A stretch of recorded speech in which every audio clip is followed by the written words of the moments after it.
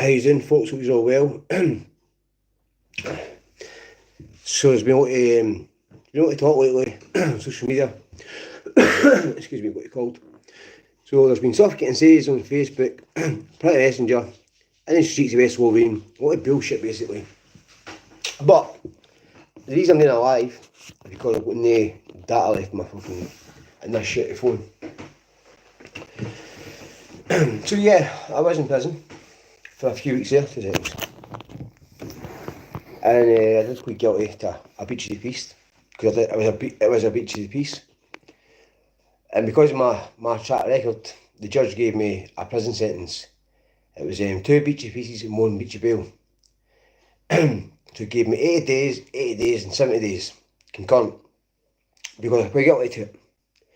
But you always get some arsehole that'll hear about it, spread another story, add something on. Before you know it, you're fucking nearly murdered somebody. The whole point of me doing this from the beginning was for Will Mullen, who died 1 year ago for today. He had 30,000 followers on one channel, 45 on his Facebook one, and 100,000 on his Instagram, and he was helping people with mental health and addiction. Once he seen him at recovery after 18, 19 years of cocaine addiction, almost 5 days a week, he phoned me one day on Messenger. He says, "Hi boy," he says, "I wish I got in contact with you a year or two ago, because what stuff happening to the Parliament nonsense, I think, anyway." Because they were talking about therapy and helping addicts, and I'm looking at these therapists, right? You stand and you look on the wall, be coping. You've not seen what we've seen. How can you even sit with me there face to face and say, "Right, Stephen, I know you've seen something getting shot, I know you've been stabbed or whatever, stabbed in the head, and I know you saw all these traumatic things basically that almost ruined my teenage years."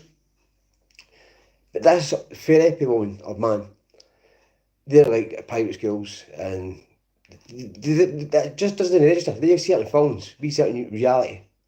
And I think Will Mullen, God rest your soul, Will, and he got me into Annie's Man Club in Bathgate. So if anybody's suffering from addiction or mental health and you've got anybody to speak to, go to Bathgate, Broxburn, or just Google Annie's Man Club, and you'll feel great. You'll feel great with all the guys. I'm getting myself back at recovery. I'm going back to training.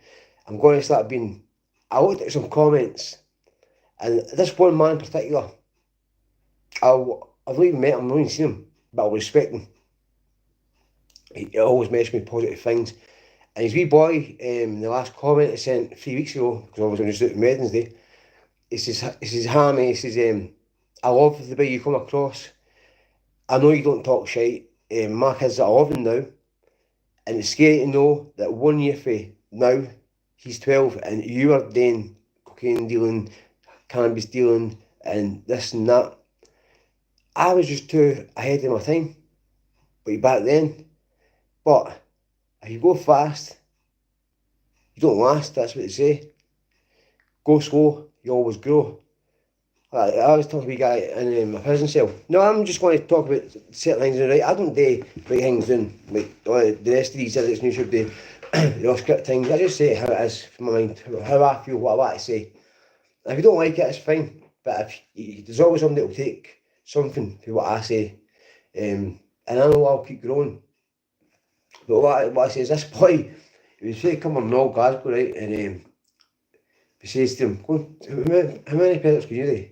So he went down and he go to 4, and he was halfway back up, and he just collapsed. Everybody started laughing at him. I says, "Bro, you done 4.5. See tomorrow, make 5.5. See the day after that, make 7. Then go 8, then go 10. Losing 40 a day again." But that could destroy his confidence. Just stay boys in the prison. But now I'm going to talk about prison stories, because prison's violent is the most violent at this moment in time. Adderall prison is maybe 2 or 3 times more violent than Berlin and Salton combined, and that's a fact. Everybody disagree. That's fine. It's fine. But I know it's facts, because that's when you new CP jeans. So if you want to get good quality CP company jeans, go to Nautica basket. You always get the best service, best stuff, and best pattern. So anyway, back to this prison story. So I'm in Arrowville. I believe it was 12th of January. I got remanded, and the first day I was in, it was in Douglas B. And Douglas B is the admission hall. Every single person goes to Douglas B the first night. I only handle the first minute, and I hate to say it, just the officers. I'd advise you. This is what you say. You don't mean it though. I advise you strongly to get me out of this wing, because there's somebody in here because it's all semi protection. Oh, protection.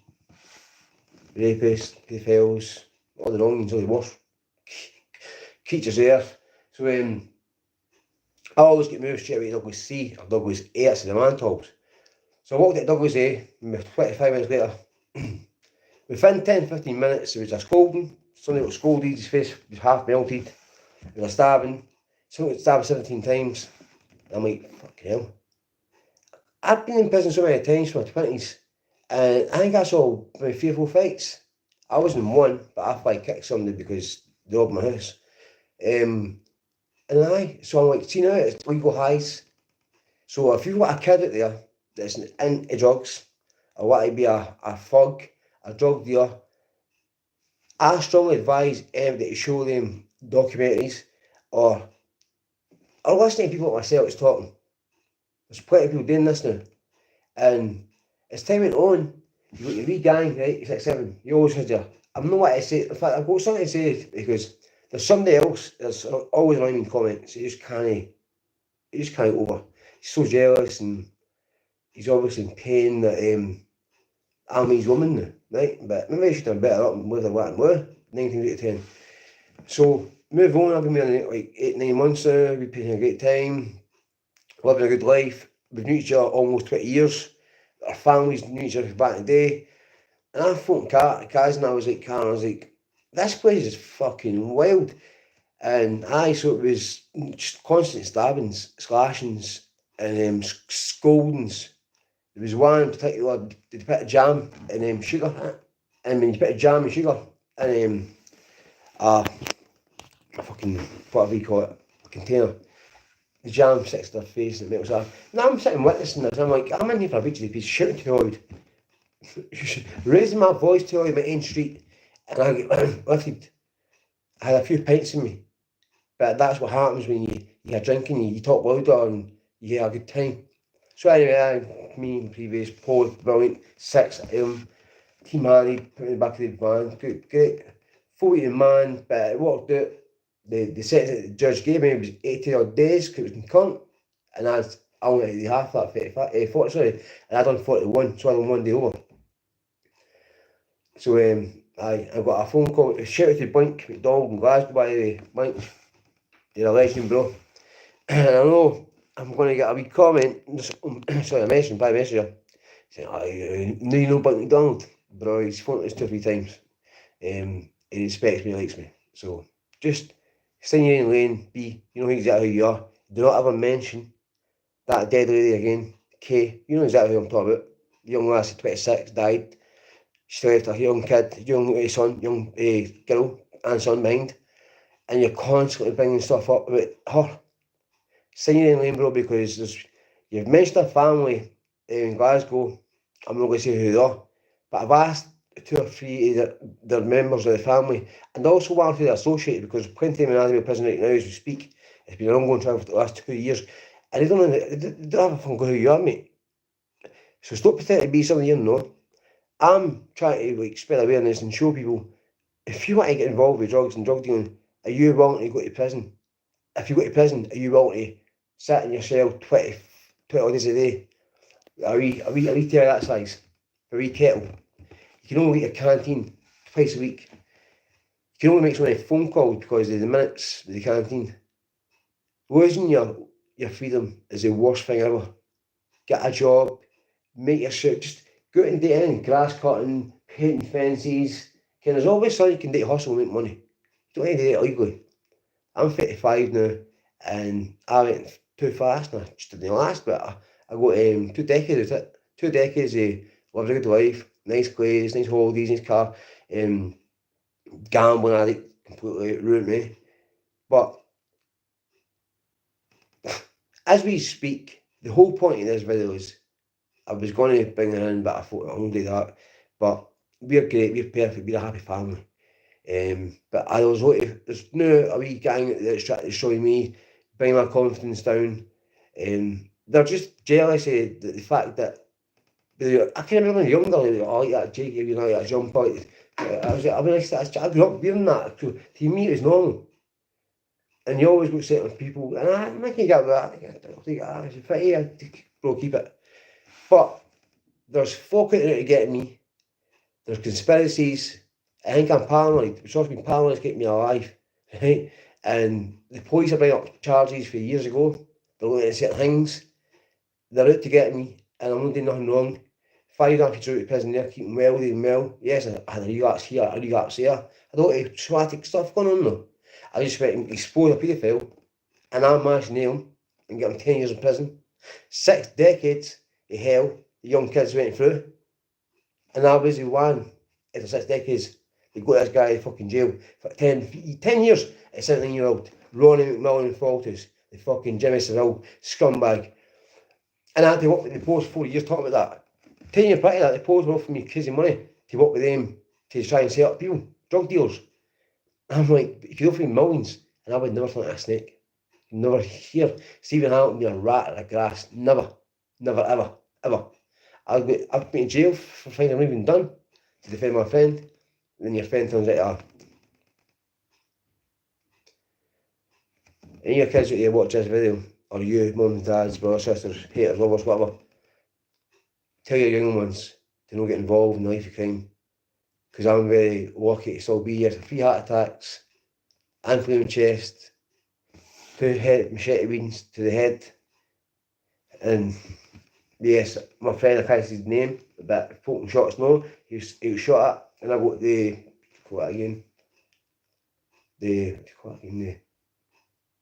I can't remember now. It's like when you shoot a gun and you hit something, it's at the end, I can't remember, but there's a mark there anyway. Fuck off.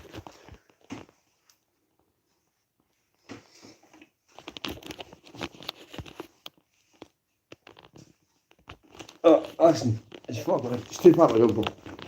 Doesn't matter.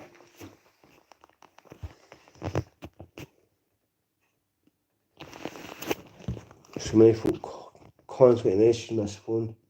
I hate private messaging on that Facebook, so aye, the rest of the day, what am I going to be doing? Okay. Anyway, shout out to that man, that dad, that father, that speaks so highly. And also, there's another man in Glasgow, East End, and he says, he left me a comment 3-4 weeks ago. HammysWarrior in the mouth back in the day, no sorry for 2 or 3 years. Absolute killer back in the day. I don't know what he means with that quote, to be honest with you. But that's what I've always said. In every video I say, or everybody I respect, or everybody I'll say, that area is the best area, that's the best friendship you ever get, or that's the best loyalty you ever get. It's always Glasgow. Always Glasgow. So that's why I stick in with the Glaswegians, and I don't know what I'm doing. But I've been offered 2 or 3 wee jobs soon. It's handy work, painting cars and just kind of working in a paint garage. I like to just get myself together. I don't like taking narcotics and behind yayo and ooming up and diazepam. And I've done it the last 20 years, self-medicating. And what to get me? Trauma, PTSD, anxiety, depression. The closest people like me don't speak anymore. Who's your best friends? It's just. But listen, it doesn't matter what position you're in, how low you are, how much a dark place you are, with demons and whatever. You can always get back to where you want to be. It's all about the mindset. I wake up every single day and I look at myself in the mirror. Now, I used to laugh at people saying this on Vibration Mindset channel. You'll get yourself in the morning, first thing you wake up. Look yourself right directly in the mirror and you say, I am Stephen Hamilton. I am loved. I am blessed. I am grateful to the universe for giving me this, giving me that, and I'll say other things that I'm not going to say to you, but what I want in my life that I know I've got already, but I've not actually got it, but it's here waiting for me. And always, the universe is very giving. So I'm not about just talking about crazy stuff and because 5.5 years I've been away from that kind of life now. But the Polish just keeps seeming to bring me back into certain things. But anyway, people, stay safe. Have a good weekend. I'm going to go through, and I didn't even want to make a video, but I've got so many messages and comments, and I just want to clear the air that the people, the wee gang, the 4 or 5 people with the fake profiles, I've not told my life, trolls in the last year on YouTube, but all of a sudden in the last 2 months I have. So same people. And what they said was horrendous, really disturbing. If that was the case, I wouldn't be able to walk down the street anywhere. But as what it is, you always get the kind of scumbags that will make up stuff, trying to ruin your life. That's it's going back to fighting them. The dead men walking, but I don't know about that, but there's annoyed a lot of folk. So anyway, I'm going to go for now. Peace out, love you. God bless.